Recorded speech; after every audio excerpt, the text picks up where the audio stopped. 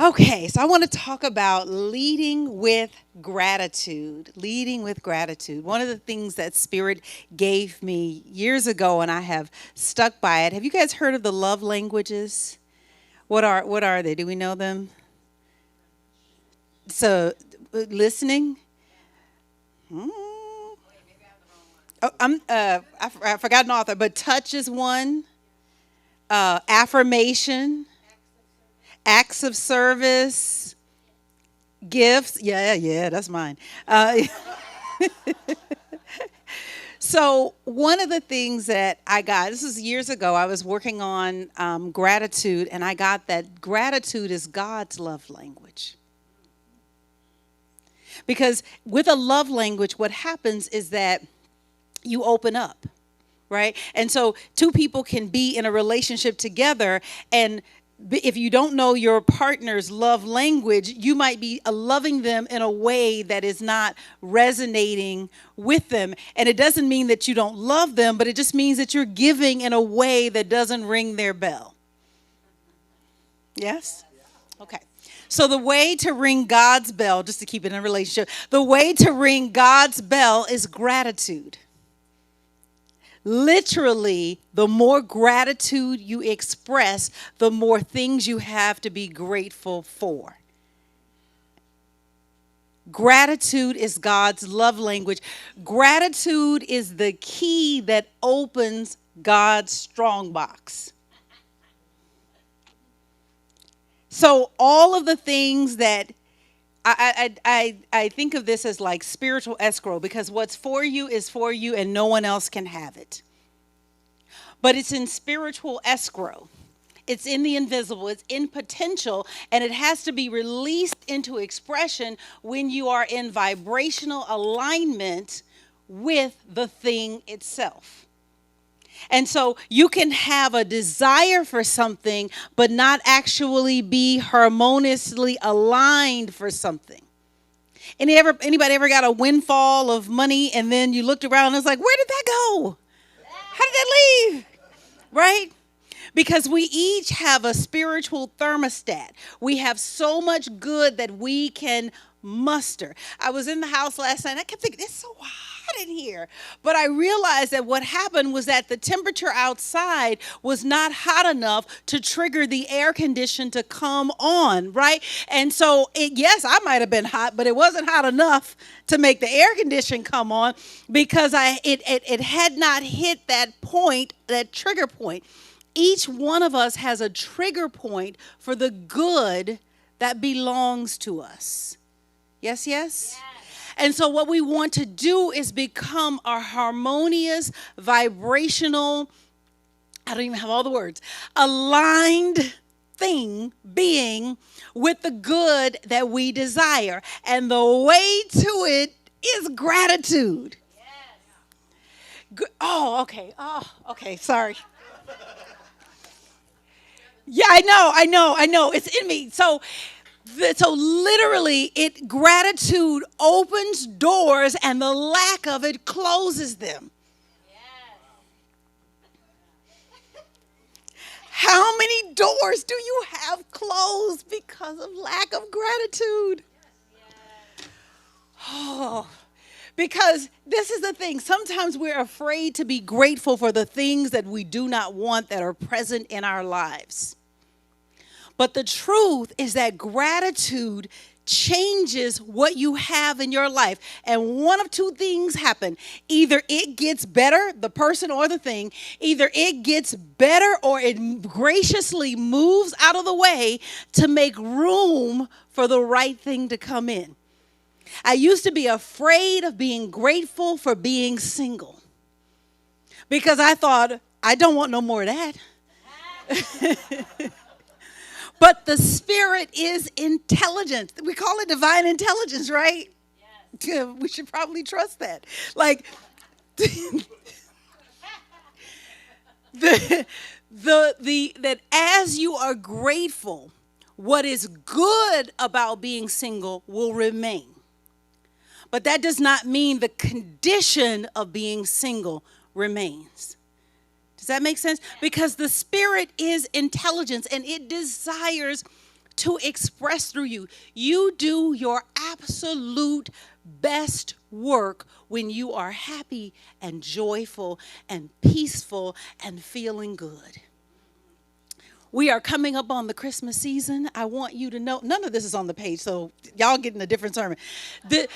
We are coming up on the Christmas season, and I want you to know that Christmas music has already begun in my house. I know Thanksgiving is coming, but that's just a formality. That is prologue.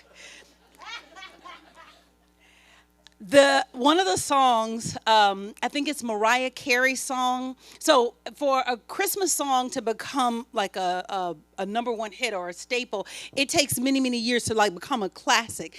And so she hit a milestone a couple of years ago. I think it's the one that All I Want for Christmas, that one. Okay, so it was a big deal because the song was written in the 1990s, and then it just kept traveling through time, and then it hit, number one. So it was a really, really big deal. But I read an interview about how she created the song. And she literally went in the studio and looked like Christmas threw up in the studio.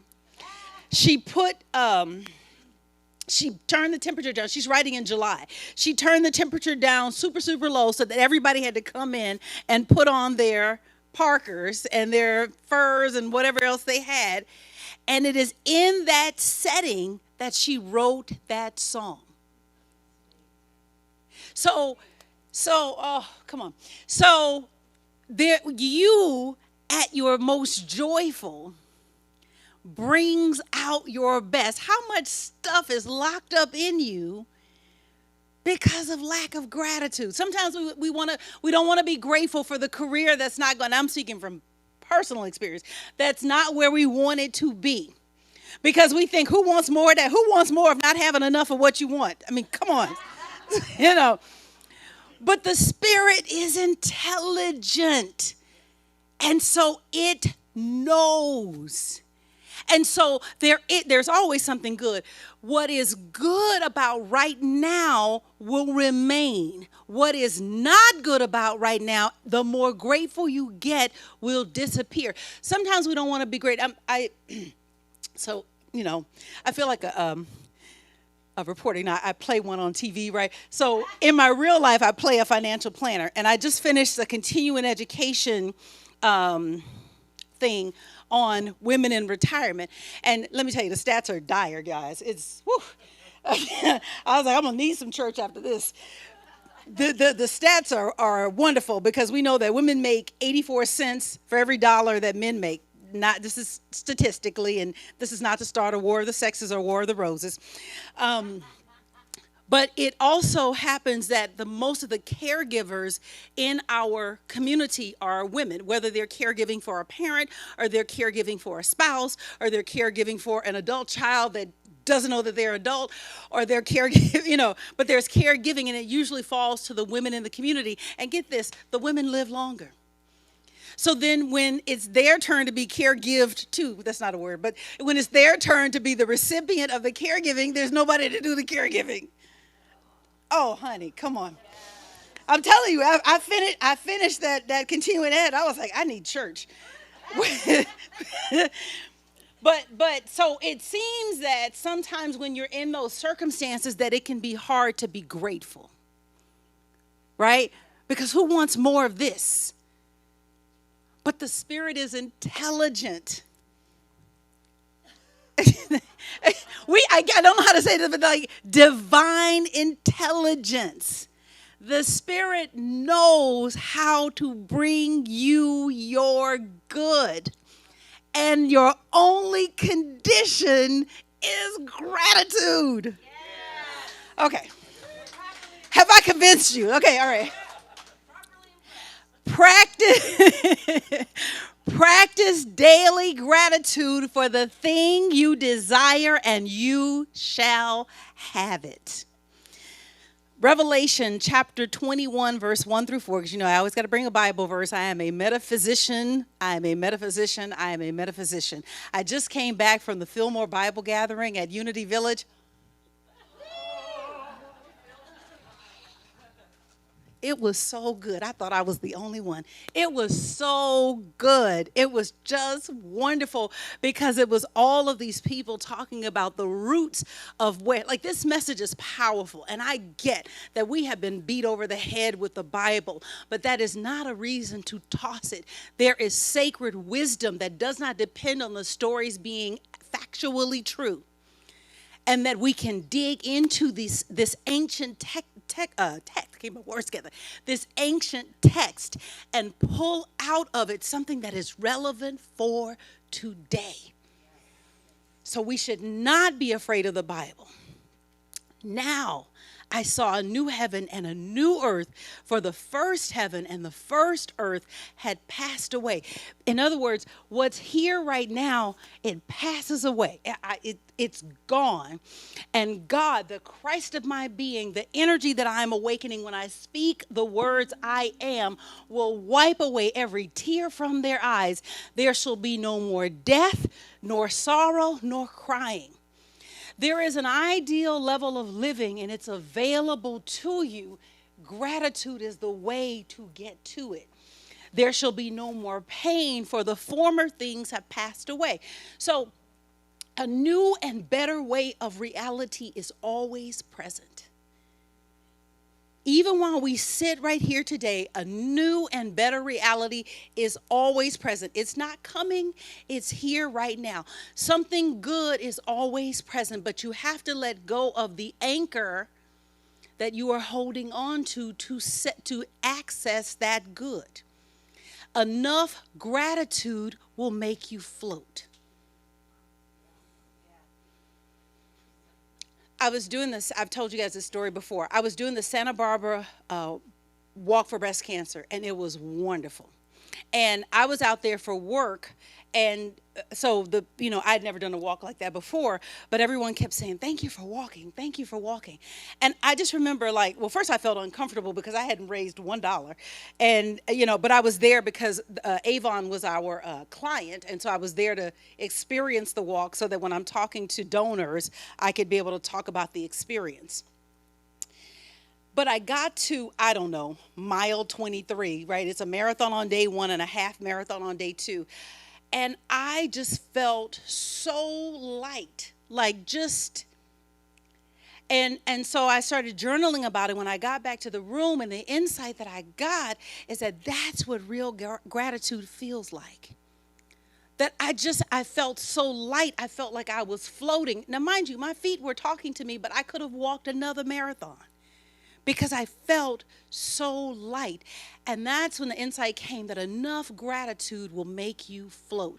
The only thing which gives weight in nature is the law of gravitation. It's what pulls you down. And if a boulder could be taken high above the planet, there would be no weight to that boulder. But let me tell you why. Okay, I'm going to skip that. I'm going to give you 3 points, and I'm going to tell you why. I'm going to give you 3 rules for gratitude. I want you to let gratitude lift you. I want you to learn to see in the dark, and I want you to get ready for the thing you desire. Okay, let gratitude lift you. So weightlessness. So, are you guys okay to nerd out with me? Is that okay? Yeah. All right. Sometimes I geek out on this stuff, so just go with me. What we experience on earth as weight is actually the action of 2 forces pressing against one another. Okay? It's the pull of gravity on our bodies, and it's the push of the earth underneath that we're standing on. It is the interplay between these 2 elements that give us what we see on the scale as a measure of weight. It is not true that there is no gravity in outer space. The pull of the moon is managed by the gravitational pull of the earth. It's the law of gravity. And so just like the law of aerodynamics and every other spiritual law, it is everywhere and evenly present. God is the same everywhere.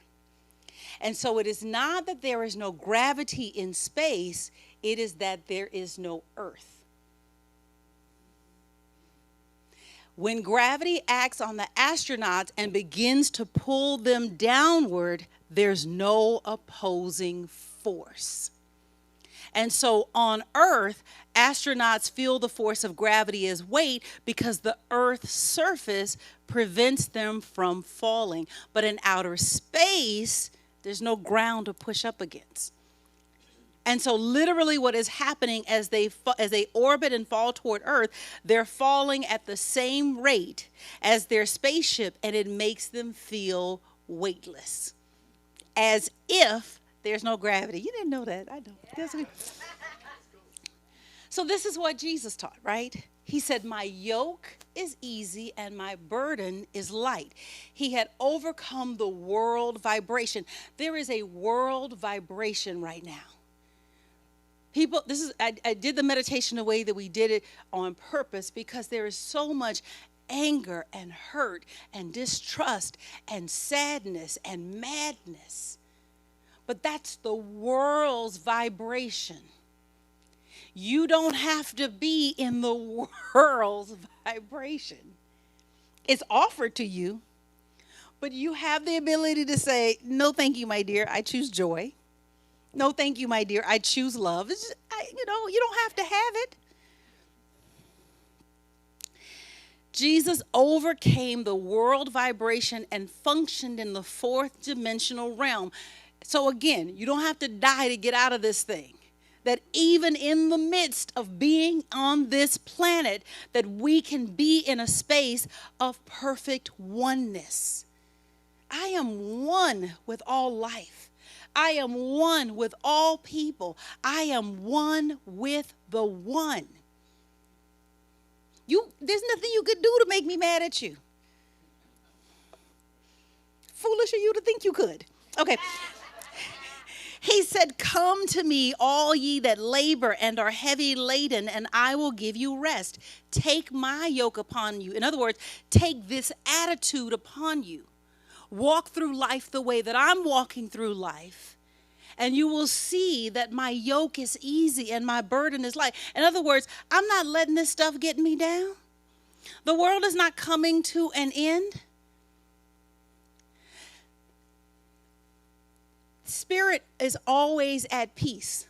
So all of the cuckoo stuff that's going on right now, spirit is completely undisturbed.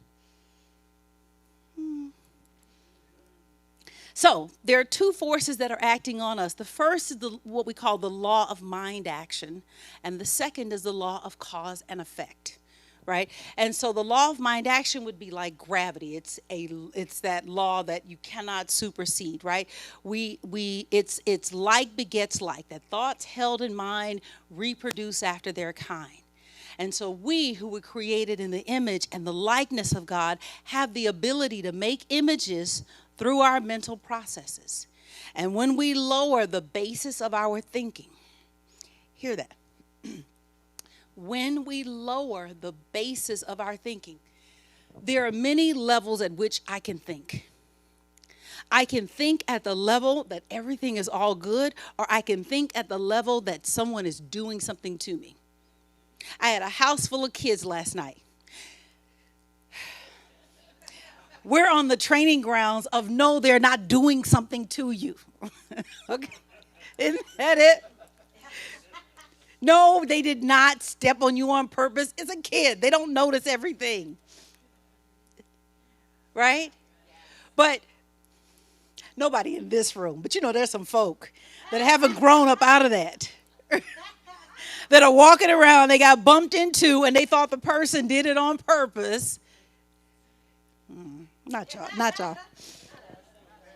When we lower the basis of our thinking and feeling from the spiritual to the material, we put ourselves in bondage to the mental law of cause and effect. What I'm saying is it's the difference between being in weightlessness, being untethered to the nonsense that is going on, or being anchored to the earth. And so the law of cause and effect is functioning like being on earth, being anchored down, not being able to experience that weightlessness, right? The mental law of cause and effect is the world of vibration that Jesus overcame. Are you guys following me? Did I lose anybody?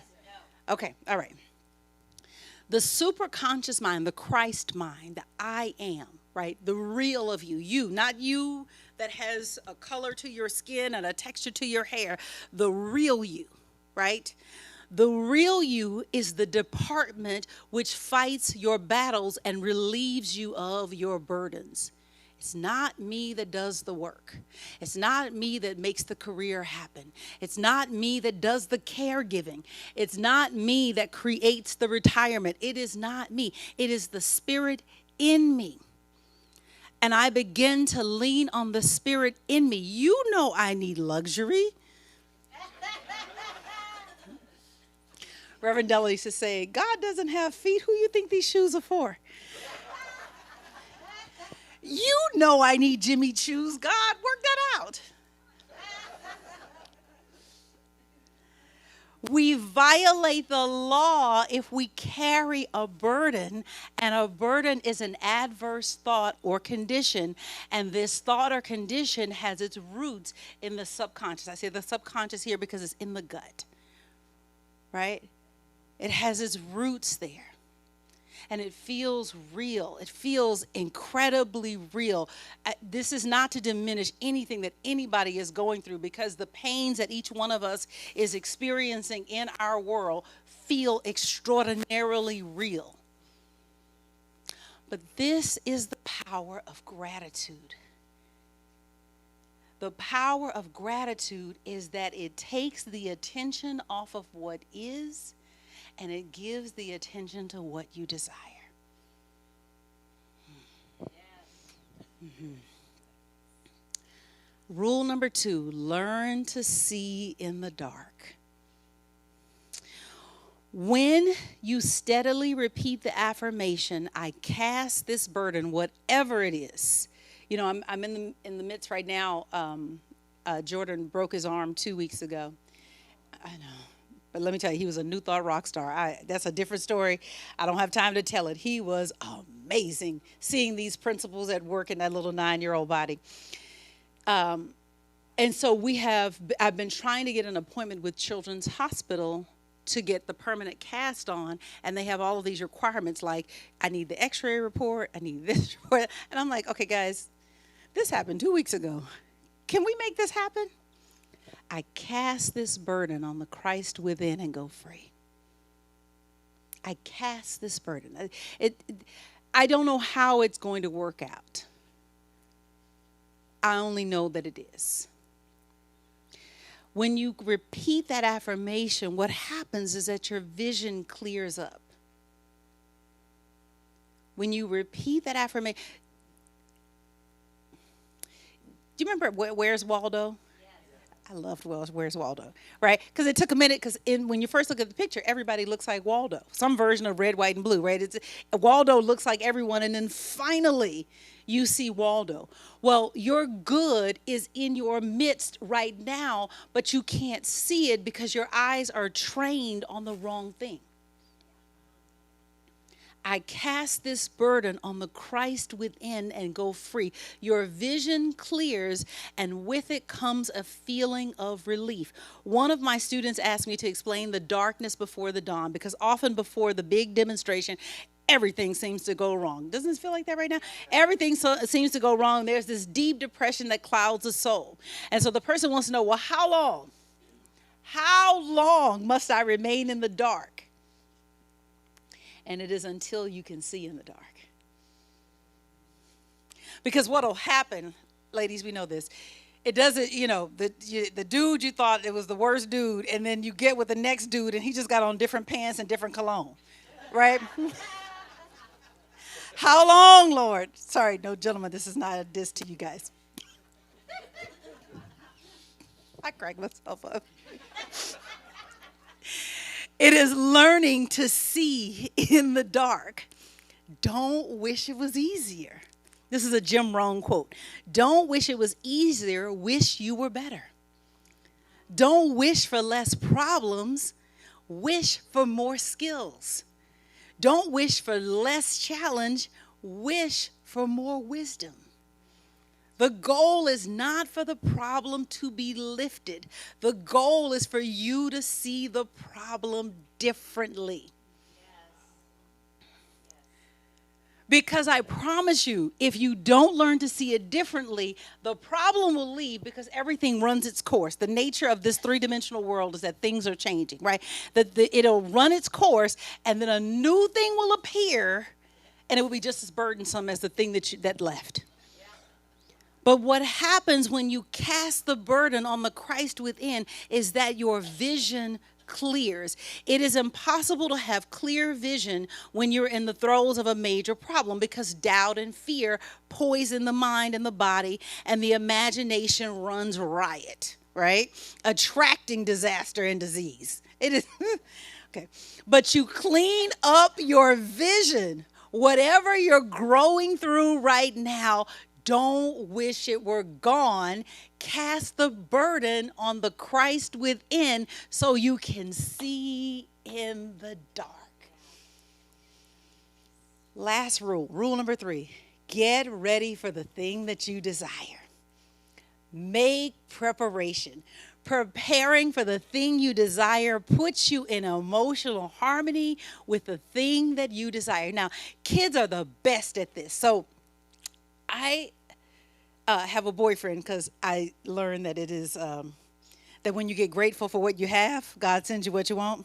So one day he'll be here. He works on Sundays, but one day he'll come with me. You guys get to meet him. We had his daughter with us yesterday, and she was upset because all the boys in there had switches and she didn't have one.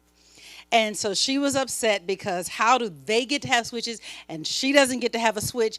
And she's so angry. And I said, you know what? Let's write a letter to Santa. And so I had her write down, Dear Santa, I want a Nintendo Switch. And then I said, now we got to name the games. And so go get the games and write down the names that you want. And she got every game that Jordan had and wrote down the name of the game. And I said, okay, now on Christmas morning, what is it going to be like? And I said, I want you to imagine yourself opening the gift. And she said, oh my God, I'm going to run down. I'm just going to throw it. And she was wiggling around. But it was wonderful because she's making preparation. And this is how it works, because even if the parent doesn't have the money, the spirit in her will draw it out. There will either be a sale or a donation or an anonymous gift, but it will make its way to her because she has made preparation. Even while everything seems to be falling apart, all these boys are playing their games and I don't get to play the game, and it's not my turn to have the switch. None of you behave like that, but that is when it is time to celebrate impending victory. When it feels like everything is going wrong, what is actually happening is that the doubts and the fears of the ages are rising to the surface. Don't be confused. They're coming up so you can bat them away. It is then that you should clap your cymbals like Jehoshaphat and give thanks that you have won, even though you seem to be surrounded by the enemy. So start getting ready. When you get ready, what you are practicing is something that is called active faith. Many of us have faith, but our faith is not active. We believe we can have it, but we are not following that up with action in our bodies. Active faith gets ready for it. What active faith does is it makes you a vibrational match for what it is that you desire. Active faith doesn't look at the physical evidence to determine what's possible. Active faith just decides, I want it. I don't have switch money, but I want a switch. I did this. This was 2002, and I had read Rich Dad, Poor Dad. Anybody read that book? Yeah. Good, great book. I had read Rich Dad, Poor Dad, and I wanted to own a house. Now, I didn't have down payment, barely had job, but let's not talk about that part. I wanted a house. And so I remember the moment when it just clicked inside of me. I was on a cruise ship in wherever, but I was with it was a spiritual cruise, and I was with one of my mentors, and not in the shower. And so I was I was in the shower on the cruise ship, and they had one of those removable arms, and I was like, oh, this is nice, because I had in the apartment that I was living in, I had a static shower head, and so the removable, and I could do this, and like, I mean, it was amazing. And in that moment, I said, wait a minute. I could put a removable arm in the apartment that I'm in, but I still don't own it. When I leave, I got to take it off. And in that moment, I knew that I knew that I knew I had to have a house. And so I went and got a real estate agent. I'm telling you, I did not have money, deposit, nothing. And I started going out and looking for houses. Why not? See, this was, sometimes we get really advanced in this truth, and we start looking at all the practical ways, but I was still new to this truth at that time. And so they said it, I did it, right? And so I went looking, I actually sat and drew pictures of myself being handed the keys by the realtor. And through a means that, if I tried to explain all of the ways that the house that I'm living in today, it would blow your mind. The house that I'm living in today came out of that just active faith. I'm going looking for a house. I put in an offer. Holy cow. Active faith does not make decisions on what it sees. Active faith makes decisions on what it desires. What do you want? Because that is what you can have. And the gratitude is what hastens it. Thank you, Spirit. Thank you, Spirit. Make daily preparation for the thing that you desire, and you shall have it. Rule number 1, let gratitude lift you. Rule number 2, learn to see in the dark. And rule number 3, get ready for the thing that you desire. God bless you.